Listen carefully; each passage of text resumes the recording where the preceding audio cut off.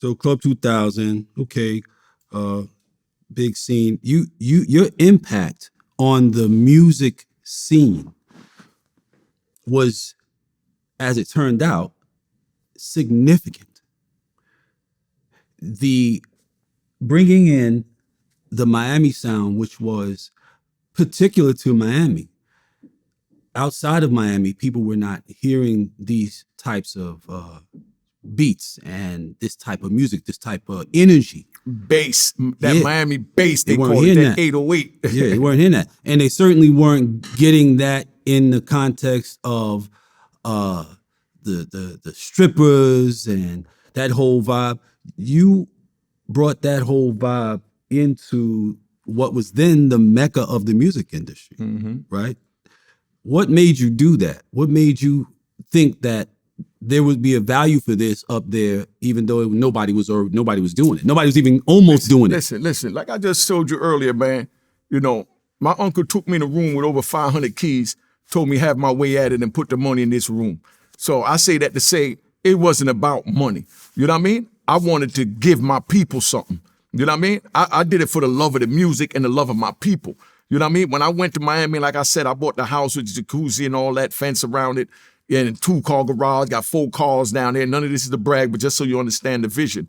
When I went down there and I drove to Pac Jam, you know, people in Miami know about Pac Jam. You know what I mean? Or I go to Strawberries. You know what I mean? Or I go to Rolex before it was a strip club, when it was just a regular club. That's how long I was down there in Miami. But when I go to these places and I see and I hear the music, I see what they're driving, I see how the women is dressed. You understand what I'm saying? And, you know, it's like I wanted to bring all my people down there to experience it. So I found it cheaper to bring up 10 girls a week. Yeah. You know what I mean? Yeah. Instead of bringing down 1,000 people. You know? What they do. So I brought them up and I got live. Wow. Yeah. Yes, it was. Yes, it was. Listen, I got live video footage from all of this. Anything I say out my mouth, take it to the grave. I got video, I got pictures. Yep. So a hater can't even hate. A hater hating is just talking to talk. Because whatever they say, I don't even respond because I can show the pictures, I can show the videos, and I can show my goddamn trial transcripts that I sold 25 keys a day. You got receipts. That's you know what I mean? There you go. That, as y'all call it now, I got receipts. Yeah. So I don't care about what nobody say. You know what I mean? So, you know. It's always recorded with Ralph McDaniels. So you know what I mean? Ralph McDaniels. Oh, yeah, big shout out to Ralph. Ralph McDaniels, can't forget him. Yeah, Ralph McDaniels, my brother. Box was a major Make sure y'all check out his show, Video Music Box on, I think it's on Showtime. Ralph McDaniels joined, he got the footage, he was in charge. And Ralph's so real, right? That I called Ralph from I was in jail.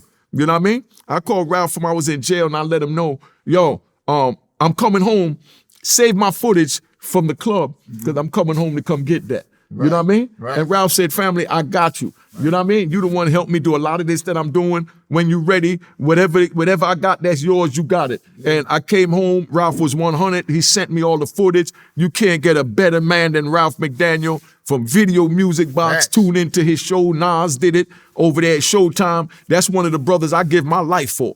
You know what I mean? Just like this brother. You know what I mean? So, you know, that's how we move, man. We don't play no games with nothing.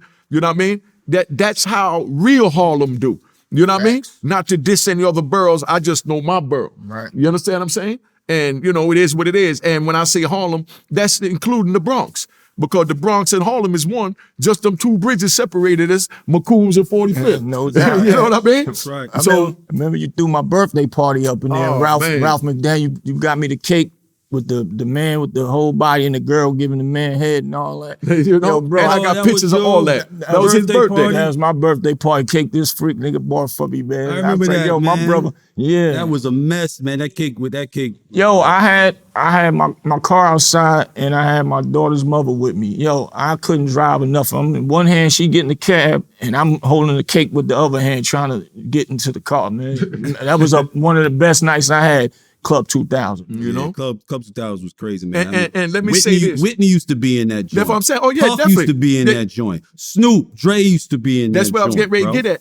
I remember Whitney used to come up in there, because, you know, she lived out in Jersey. She used to come up in there and be all in the low with the little dark glasses. And, you know, I think she might have been doing bodyguard or something like that one time, you know what I mean, at that time. But, you know, like Puffy, you know, big shout out to Puffy, my brother, good man to the heart. Puffy 100, far as I know, 100. I ain't got nothing negative to say about him. Puffy, when he started throwing his parties in Howard, over there on Georgia Avenue. You know what I mean? You remember the parties on Georgia Ave, Puff, with Kid Capri DJing. You know what I mean? When he was throwing them parties over there on Georgia Avenue, man, I started bringing the homies from Southeast. You know, big shout out to Simple City, Eastgate, the whole 9, Northwest, Northeast. You know, I started bringing all the homies that we was hustling with because, you know, we used to get the clothes from Shala. Big shout out to Shala. Shala took over after Dapper Dan went to prison. Big shout out to Dapper Dan. But Shala, the one that used to make the clothes when he talked about the 20 outfits, I went down there because I was hustling in Maryland too. I used to sit over there in Suitland, take the back road and go right in from Bennett Road. You know what I mean? Yep. And you already know. Take Bennett Road right into to Simple City and Eastgate, the little flea market on the corner. You know what I mean? And do what we do. You know what I mean? But I used to bring all those people over there to Georgia Avenue, the Puffy joint. And it started getting so big. You know what I mean? His parties, then I'm driving carloads of people, like 10 cars loads of people following us down, go down there, and the parties got big. So he got a big name down there from the parties, from all of us going there, because we represented Puff. Puff one of us. Right. You know what I mean? That's one of us. That's family. Yep. You know what I mean? So I don't know all this that I'm seeing on the media and all that now. That's not the Puff I know. Let me say that for the record. I've been gone 26 years. I don't know that Puff. I know the Puff that when I got locked up, he gave 2 of my children's mothers a job. You understand what I'm saying? At Bad Boy Records. He used to give them pictures to send me, money to send me. He kept it 100. You know what I mean? But now, that's why when I was in ADX, I bounced, but don't pay no attention to me bouncing. I don't know how y'all do it on Vlad, but it's how Unique Mecca Audio do it. Mm-hmm. Now, when I'm in ADX, and the Tupac and Biggie thing going on, ADX you know what I mean? Is Supermax, where they got Supermax. El Chapo, Pistol Pete, King Blood. Yes. You know what I mean? That's what I'm talking about. You know what I mean? The Unabomber. Yes. You know what I mean? Larry Hoover, free Larry Hoover, free Pistol Pete, free the Unabomber, free my man. Juan Ramón Matta from Honduras, you know what I mean?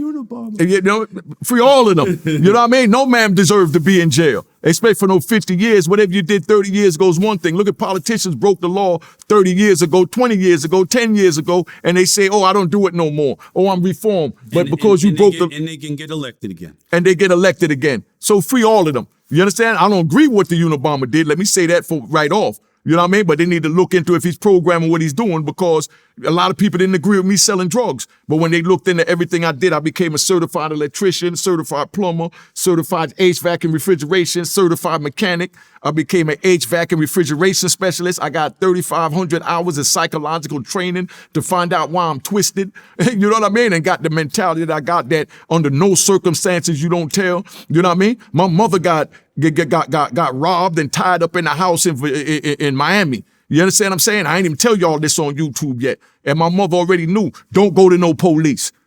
You know what I mean? Don't go to no police. Yeah, and they pistol whipped her and tied her up. But she already know we don't deal with the police.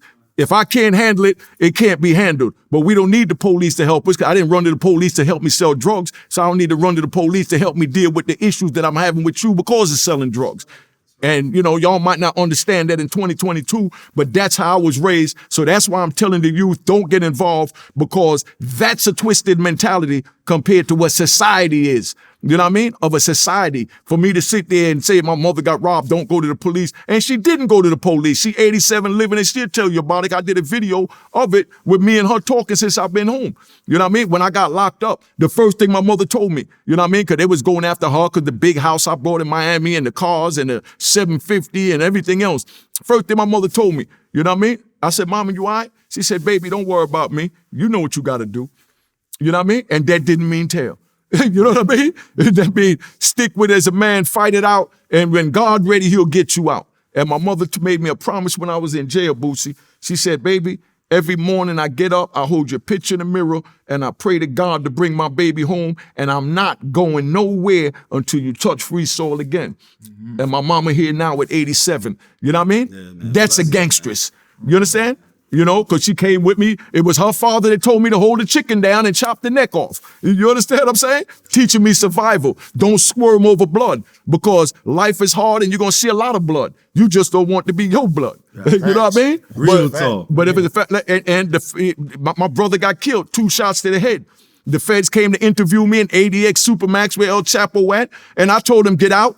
I ain't got nothing to say to you. You can't help me. Me and my brother didn't come to you, when we were selling all them goddamn keys on the street. So I don't need you to solve my brother's murder the way you want to solve it. So leave me alone with that and get up out my joint. And they said, well, we don't care. You're going to die in prison. He dead. We got a free trip to Colorado mountains. Our family's in a hotel. So screw you and your, prison mentality. I said, all right, well, just get up out of here. And I went back in the cell. But I'm saying all that to say, youngins, don't get involved in it, man. It ain't worth it. That's why I say go to Unique Mecca Audio at YouTube and check out the prison stories. If you want to know what go on in prison, I'd rather you listen to it on my YouTube channel than have to go in there and try and fight for 26 years and maybe not make it out like I did in 26 years. Because they expected me to die in prison. You know what I mean? So, like I said, I don't need the feds, I don't need the police to help with my mother getting robbed, my mother getting pistol whipped, my mother getting kidnapped, and my own brother getting 2 shots to the head. I don't need the police to help me. You know what I mean? God helping me. And that's all I need. So I know a lot of y'all don't understand this because all kinds of people watch this and y'all got different mentalities, but this is a street mentality. So that's why I'm telling you, don't get involved in the street. You want to know about the street? Go cop the goddamn book of Ruin Harlem. Everything you need to know about Harlem in the streets is in this goddamn book. So you ain't got to go out there and risk getting life plus 20 like I did. I talked to my brother Jimmy Fingers the other day. Big shout out from the Poison Clan, Free Fingers. You know what I mean? I talked to Fingers the other day. He got 9 life sentences, man. He got 9 life sentences in 300 years. Then I asked him, would he tell if he had the opportunity to tell, to get out? You understand what I'm saying? He said no. You know what I mean? I even asked him, and no disrespect to nobody, so don't even think this is a shot. You know what I mean? Because I don't do shots, I don't do all that. It's subliminal in your windows or none of that. Whatever a man do, he do, and he got to wear that because when he lay his head on the pillow at the end of the night, he got to make sure he sleep comfortable. But I even asked Fingers, go look at my YouTube channel, Unique Mecca Audio. I asked Fingers, would you tell on some dead people to get out of jail right now? And go watch the video. And he's in jail 28 years. He went in when he was 22. He just turned 50. And his answer was hell no. You know what I mean? So I'm not disrespecting nobody that did. I'm just speaking on it for what it is. Just so y'all understand. Because like I said, only Allah could judge us, man. Only Allah could judge us. You know what I mean? Just like people told me I was a fool, Bootsy. Why? Because they said that I stuck to the street code. And abandoned my kids and went to prison to, to be loyal to the streets. But you back here now. Listen, I was a man before I was a father. And I'm going to die a man. And if my kids don't understand that, I don't know what to tell them, man. You know what I mean? That's the life I was brought into, so I had to honor that. And I don't care what nobody say, I fought till I got out. My man David Hyatt fought till he died in prison. My man Andre from the Wild Cowboys, the same one I told y'all about that was tying people up, locking them up, putting them in the trunk, kidnapping them in the whole 9. You know what I mean? He couldn't do his, so he collected a bunch of prison medication and, went and shot it up and took his own life. I'm not mad at him for that. Allah got to judge him for that. Just like I'm not mad at a man for telling. In for a penny, in for a pound. You understand what I'm saying? And that's what it is. That's just where I'm at. So that's why I'm telling the youngins, don't get involved in it, man. Go ahead, Cavallo, my back.